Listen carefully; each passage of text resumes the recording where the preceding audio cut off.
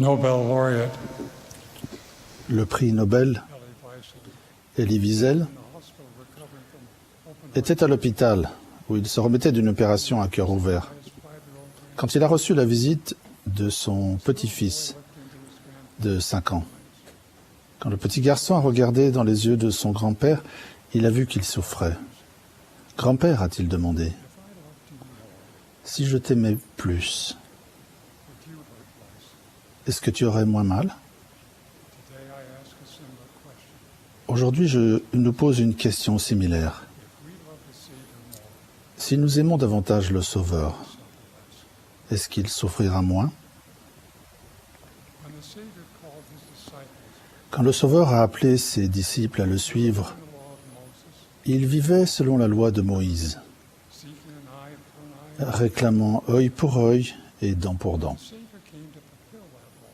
Mais le Sauveur est venu accomplir cette loi par son expiation. Il a enseigné une nouvelle doctrine. Aimez vos ennemis. Bénissez ceux qui vous maudissent. Faites du bien à ceux qui vous haïssent et vous persécutent. Il avait enseigné aux disciples de s'éloigner des voies de l'homme naturel et de suivre celles aimantes et bienveillantes du Sauveur, en remplaçant les conflits par le pardon, la bonté et la compassion. Le nouveau commandement de s'aimer les uns les autres n'était pas toujours facile à respecter.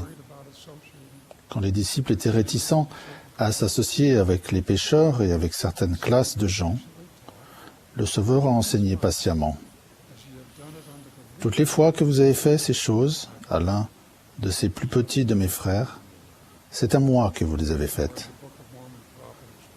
Ou comme l'a expliqué un prophète du livre de Mormon, lorsque vous êtes au service de vos semblables, vous êtes simplement au service de votre Dieu. Nous qui sommes les disciples du Sauveur en ces derniers jours, nous allons à lui en aimant et en servant les enfants de Dieu.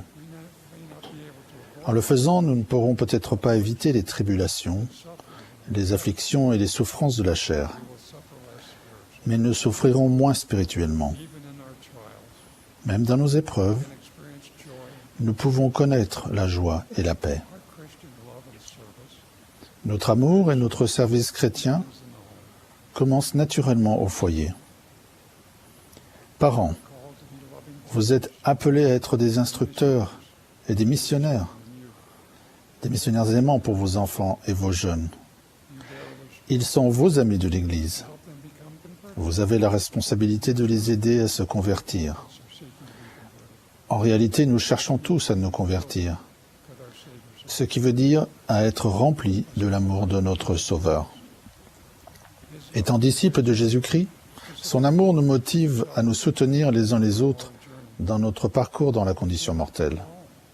Nous ne pouvons pas réussir tout seuls. J'ai déjà cité ce proverbe quaker auparavant. « Élève-moi et je t'élèverai, et nous monterons ensemble éternellement. » En tant que disciples, c'est ce que nous commençons à faire lorsque nous nous faisons baptiser et que nous montrons notre désir de porter les fardeaux les uns des autres afin qu'ils soient rendus légers. Nous enseigner les uns aux autres la doctrine du royaume est une façon de nous aimer et de nous servir les uns les autres. Nous qui sommes parents et grands-parents avons tendance à nous plaindre de l'état du monde, du fait que les écoles n'enseignent pas la morale. Mais nous pouvons faire beaucoup. Nous pouvons saisir les occasions d'enseigner au sein de notre famille. Maintenant, ne les laissez pas passer. Quand il se présente une occasion d'exprimer vos réflexions sur l'Évangile et sur les leçons de la vie, arrêtez tout et asseyez-vous pour parler avec vos enfants et vos petits-enfants. Nous ne devons pas nous inquiéter de ce que nous ne sommes pas des instructeurs professionnels de l'Évangile. Aucun cours ou manuel de formation n'est aussi utile que l'étude personnelle des Écritures, la prière, la méditation et la recherche de la direction de l'Esprit. L'Esprit vous guidera, je vous promets, que l'appel de parents comporte le don d'enseigner de la manière qui convient pour vous et pour vos enfants. Souvenez-vous, le pouvoir qu'a Dieu de nous influencer en justice est son amour.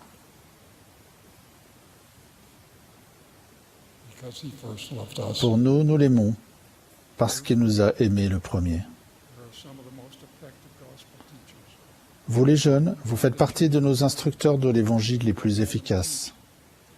Vous venez à l'Église pour apprendre afin de pouvoir rentrer chez vous, pour instruire et servir votre famille, vos voisins et vos amis. N'ayez pas peur. Ayez la foi de témoigner de ce que vous savez être vrai.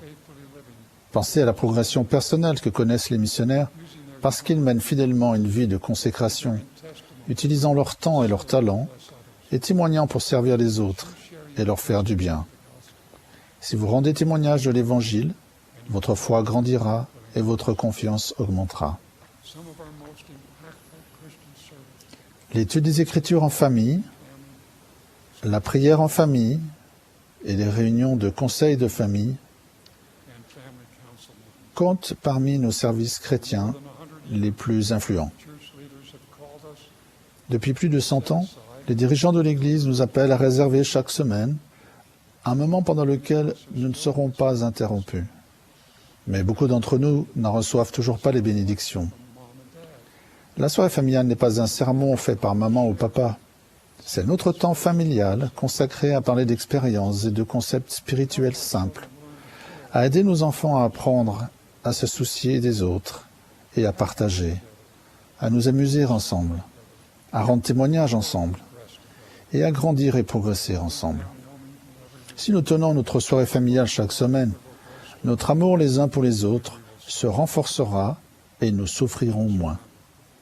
N'oublions pas que l'œuvre la plus importante que nous accomplissons dans notre famille se fait par le pouvoir du Saint-Esprit. Chaque fois que nous élevons la voix sous le coup de la colère, l'Esprit se retire de notre couple et de notre famille. Quand nous parlons avec amour, l'Esprit peut être avec nous. Souvenons-nous également que nos enfants et nos petits-enfants mesurent notre amour à la quantité de temps que nous leur consacrons.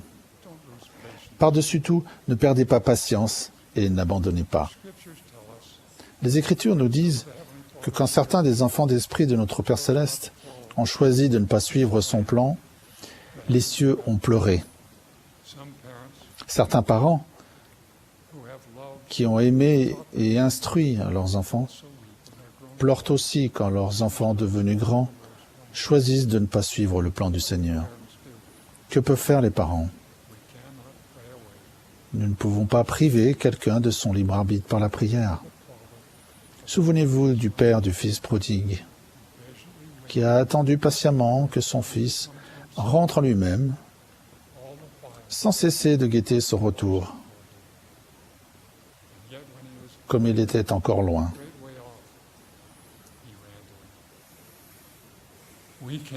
Nous pouvons prier pour être guidés, pour savoir quand parler et quoi dire, et quand ne rien dire. N'oubliez pas, nos enfants et les membres de notre famille ont déjà choisi de suivre le Sauveur dans leur état prémortel. Ce n'est parfois que par leurs propres expériences que ces sentiments sacrés sont de nouveau suscités. En dernier ressort, c'est à eux seuls qu'il appartient de choisir, d'aimer et de suivre le Seigneur. Il y a une autre façon particulière dont les disciples montrent leur amour du Sauveur. Aujourd'hui, je rends hommage à tous ceux qui servent le Seigneur en tant qu'aidants. Comme le Seigneur vous aime, dans votre service discret, qu'on ne met pas en avant, vous suivez celui qui a promis « Ton Père qui voit dans le secret, lui-même te récompensera ouvertement. » Je pense à mon voisin, dont la femme était atteinte de la maladie d'Alzheimer.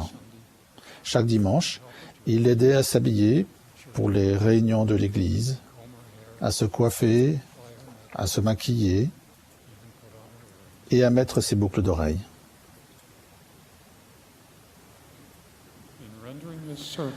En rendant ce service, il était un exemple pour chaque homme et chaque femme de notre paroisse, même pour le monde.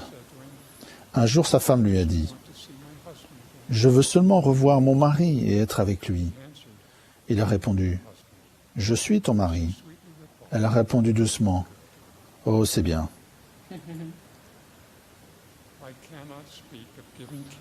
Je ne peux pas parler de prendre soin des autres sans faire mention de mon aidante spéciale, ma disciple du Sauveur particulière, ma compagne éternelle, Marie. Elle a tout donné en soins compatissants et en amour. Ses mains reflètent le toucher doux et le soutien du Sauveur. Je ne serais pas là sans elle. Et avec elle, je pourrais endurer jusqu'à la fin et vivre une vie éternelle. Si vous souffrez et que vous êtes seul, je vous exhorte à permettre au Sauveur d'être votre aidant. Prenez appui sur son bras généreux. Acceptez sa promesse. Je ne vous laisserai pas orphelin. Je viendrai à vous. Frères et sœurs, si nous n'avons pas encore fait pleinement, tournons plus notre cœur vers le pardon, la bonté et l'amour. Renonçons à la guerre qui fait si souvent rage dans le cœur de l'homme naturel et proclamons la sollicitude, l'amour et la paix du Christ. Si vous êtes parvenus à la connaissance de la gloire et de la bonté de Dieu, et aussi de l'expiation qui a été préparée dès la fondation du monde, vous ne serez pas enclins à vous nuire les uns aux autres, mais à vivre en paix. Et vous ne souffrirez pas que vos enfants transgressent les lois de Dieu et se battent et se querellent. Mais vous leur enseignerez à s'aimer les uns les autres et à se servir les uns les autres. Juste avant sa crucifixion, le Sauveur a enseigné à ses disciples, « Je vous donne un commandement nouveau. Aimez-vous les uns les autres comme je vous ai aimé. Et si vous m'aimez, gardez mes commandements. » Je témoigne que la vraie posture du Sauveur envers nous est celle représentée par la statue de Thorvaldsen, le Christus. Il continue de tendre les mains. Nous le suivons en nous aimant et en nous servant les uns les autres et en gardant ses commandements. En ma qualité de témoin spécial, j'atteste qu'il vit et qu'il nous aime d'un amour parfait. Cette Église est la sienne. Thomas S. Monson est son prophète sur la terre aujourd'hui. Je prie pour que nous aimions davantage notre Père Céleste et son Fils, et souffrions moins. Au nom de Jésus-Christ. Amen.